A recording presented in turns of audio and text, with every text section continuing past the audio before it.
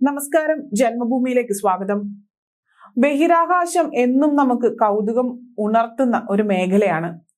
ഗ്രഹങ്ങളും ഉപഗ്രഹങ്ങളും ഇടയിലുള്ള ശൂന്യമായ പ്രദേശത്തെയാണ് ബഹിരാകാശ അഥവാ ശൂന്യാകാശം എന്ന് പറയുന്നത്.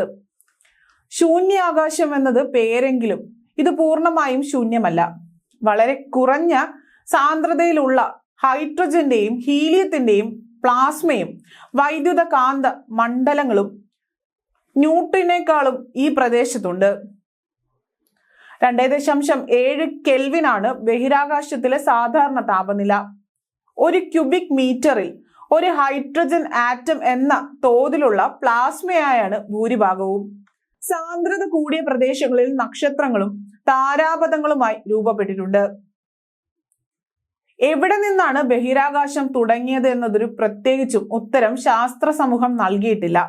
പക്ഷേ സമുദ്രനിരപ്പിൽ നിന്നും 100 കിലോമീറ്റർ മുകളിൽ കർമാൻ ലൈനിൽ ബഹിരാകാശം തുടങ്ങിയതായാണ് സാധാരണ എല്ലാ ബഹിരാകാശ കരാറുകളിലും പരാമർശിക്കാറുള്ളത്. 1967 അന്താരാഷ്ട്ര ബഹിരാകാശ നിയമത്തിനു വേണ്ടി ഐക്യരാഷ്ട്രസഭ ബഹിരാകാശ കരാർ പാസാക്കി. ഈ കരാർ എല്ലാ രാജ്യങ്ങൾക്കും ബഹിരാകാശ പര്യടന ഗവേഷണങ്ങൾക്കും പൂർണ്ണ സ്വാതന്ത്ര്യം നൽകുന്നു.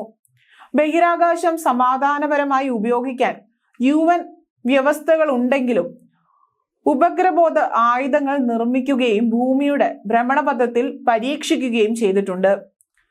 1957 ഒക്ടോബർ മാസം വരെയും ബഹിരാകാശത്ത് മനുഷ്യ നിർമ്മിതമായ യാതൊന്നും തന്നെ ഇല്ലായിരുന്നു. എന്നാൽ ഒക്ടോബർ 4 സോവിയറ്റ് യൂണിയൻ സ്പുട്നിക് 1 എന്ന കൃത്രിമ ഉപഗ്രഹം വിക്ഷേപിച്ചതോടെ ബഹിരാകാശത്തും മനുഷ്യനിർമ്മിത വസ്തുവെത്തി. 58 സെന്റിമീറ്റർ ഡയമീറ്റർ ഉണ്ടായിരുന്ന ഈ ഉപഗ്രഹത്തിന്റെ ഭാരം 83.6 kg ആയിരുന്നു.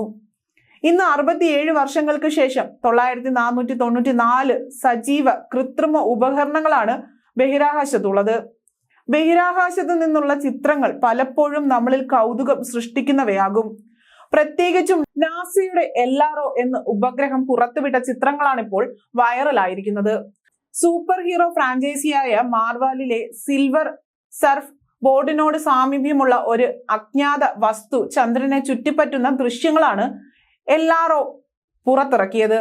എന്നാൽ ഇത് സൂപ്പർ ഹീറോ ചിത്രങ്ങളിൽ എത്തുന്നത് പോലെ വസ്തുവോ UFOയോ അല്ല എന്ന് നാസ വ്യക്തമാക്കുന്നത്. കൊറിയ എയ്റോസ്പേസ് റിസർച്ച് ഇൻസ്റ്റിറ്റ്യൂട്ട് അയച്ച ഡൈനൂരി എന്ന ഉപഗ്രഹത്തിന്റെ ചിത്രങ്ങളാണവ. 2022 മുതൽ ചന്ദ്രനെ ചുറ്റിപ്പറ്റുന്ന ഡൈനൂരിലും നാസയുടെ LROയും സമാന്തരമായി വന്നപ്പോൾ പകർത്തിയ ചിത്രമാണത്. 2 ബഹിരാകാശ പേടകങ്ങൾക്കിടയിലുള്ള ആപേക്ഷിക പ്രവേഹം കാരണം വിപരീത ദിശയിൽ ഡൈനൂരി അതിന്റെ 10 മടങ്ങ് വലുപ്പത്തിൽ ഇപ്പോഴും കാണപ്പെടുകയാണെന്നും നാസ പറയുന്നു. 2022 ഡിസംബറിലാണ് ഇത് ചന്ദ്രന്റെ ഭ്രമണപഥത്തിൽ എത്തുന്നത്. 2023 സെപ്റ്റംബറിൽ വിക്രം ലാൻഡർ ഇറങ്ങിയ ശിവശക്തി പോയിന്റിന്റെ ചിത്രം ഡൈനൂരി എടുത്തിരുന്നു. ഈ ദക്ഷിണ കൊറിയയിലെ ഇന്ത്യൻ എംബസി ട്വീറ്റ് ചെയ്തിരുന്നു. 2009 LRO ചിത്രത്തിന്റെ ഭ്രമണപഥത്തിൽ എത്തിയത്.